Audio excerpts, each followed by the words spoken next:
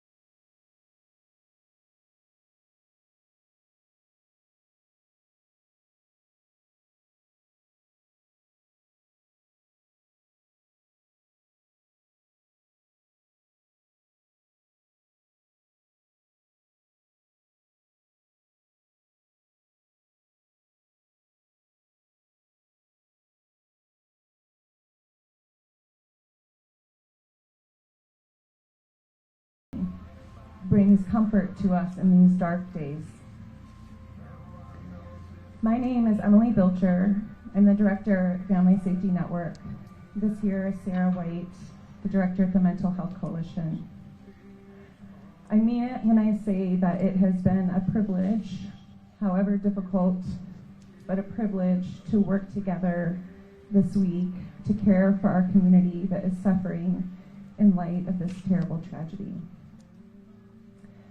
We have asked Carlin to come and share a few words.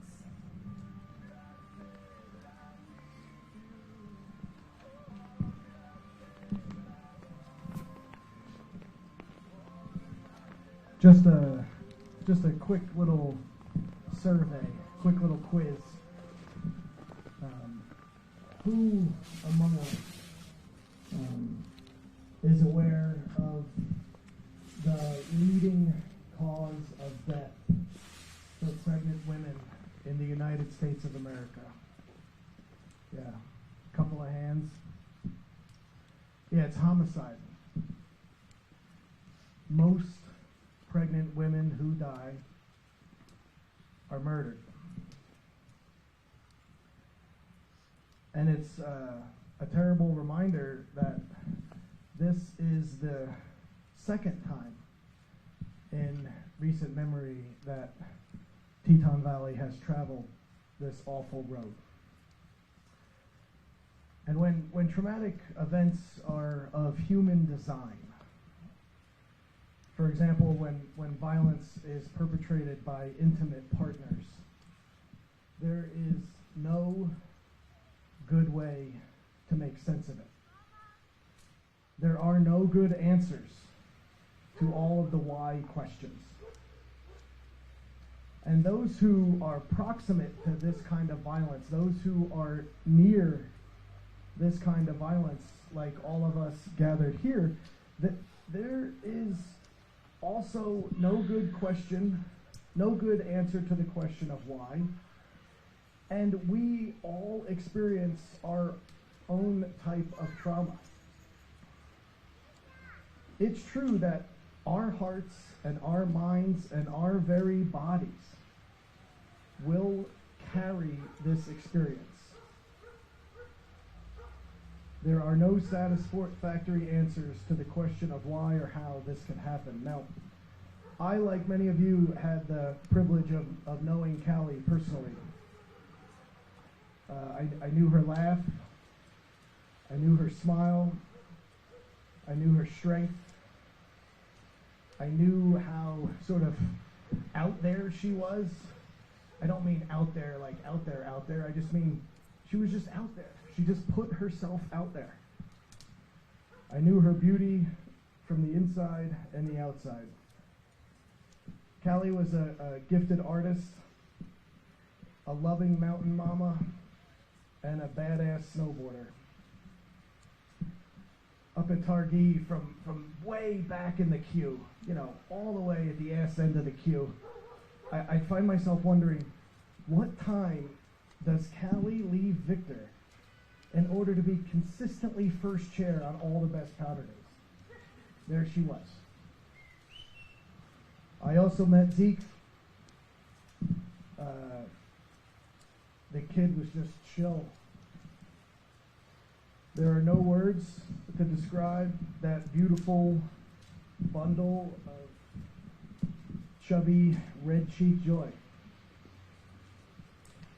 And so what I'd like to invite us all into at this point with some thoughtful intentionality. It's really difficult for groups of this size to remain silent, deliberately silent, intentionally silent, but we're going to give it a try because there's meaning and power in the silence.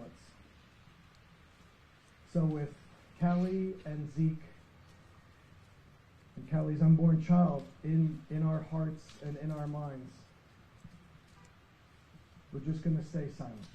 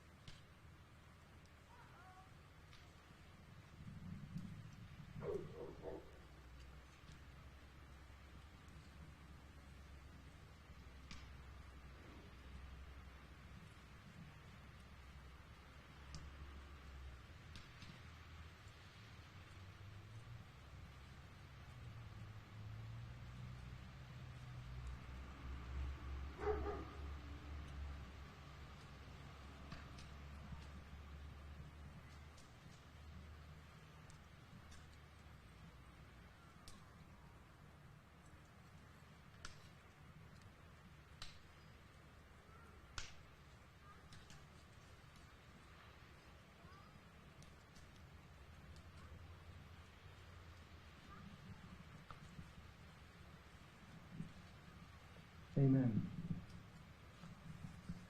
So just a few more words as we wrap up from the front. I just want to share with you just some personal things that I'm going through. Sometime last fall, Kali reached out to me as a friend and as a local pastor to officiate her wedding. And I'm always honored when people think of me in that capacity. And for a couple of weeks, I met with them and we talked and we got it all sorted out, and I explained to them, like, look, man, this is what you're getting into when you ask me to do your wedding.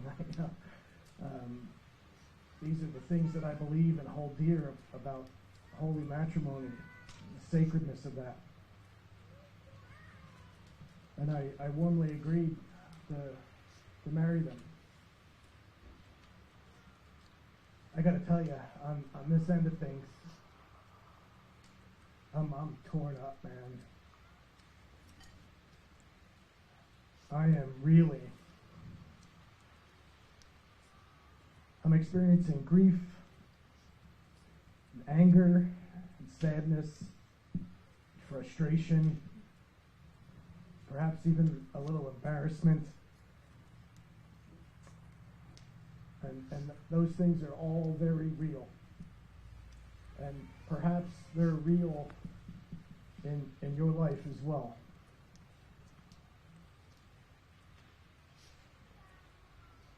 But in conclusion, I just want to put forward a word that I don't have to stay stuck there, and you don't have to stay stuck there either. There's plenty for us to do. Probably most importantly in this time, it's important that we gather together and share the burden of one another's pain. It's easy in grief and sadness and frustration and embarrassment and guilt and shame just to like cave in on yourself. We have to reject that. You have to choose something different. We can seek support from one another. We can refuse to remain willfully ignorant of what one another are going through. We can choose to reject willful ignorance regarding the reality of mental health issues and intimate partner violence in this community.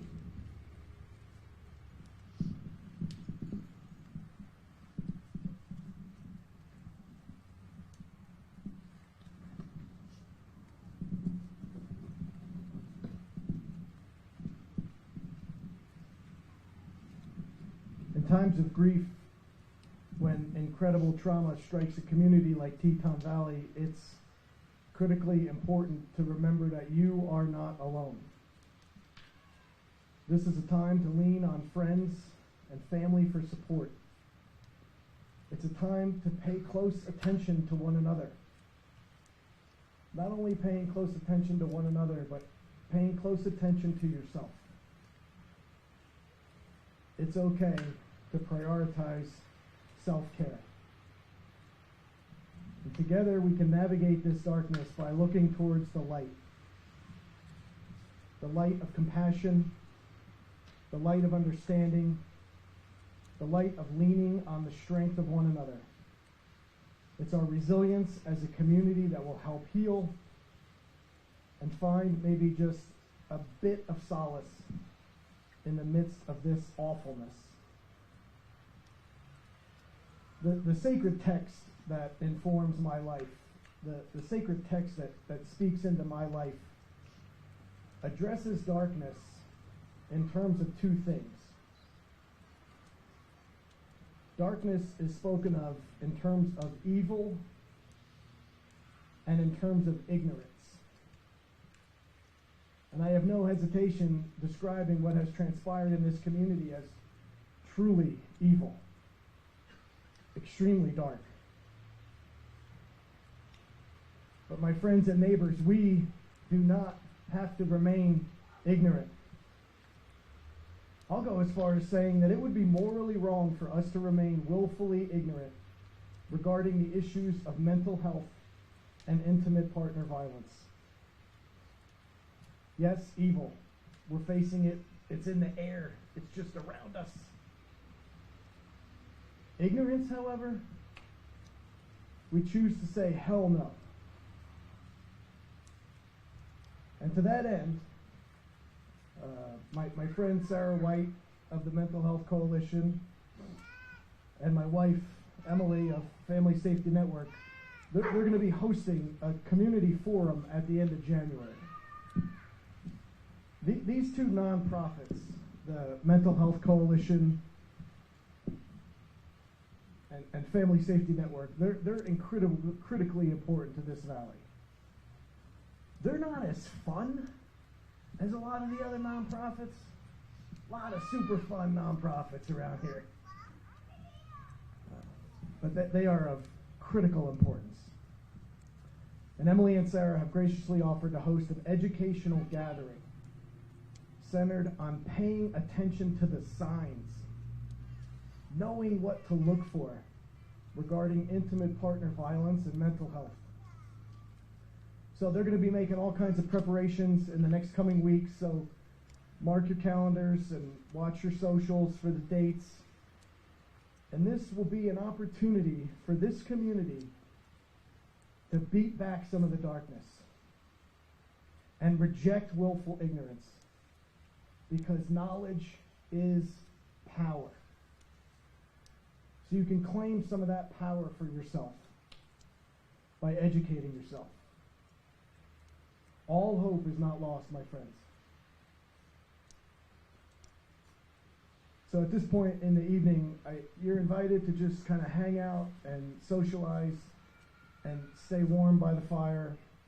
I just want to draw your attention to the gate that we have up here. So you're invited to participate by taking a slice of paper and a marker and tying it to the gate. Just leave a note or a word or a prayer, or leave it blank.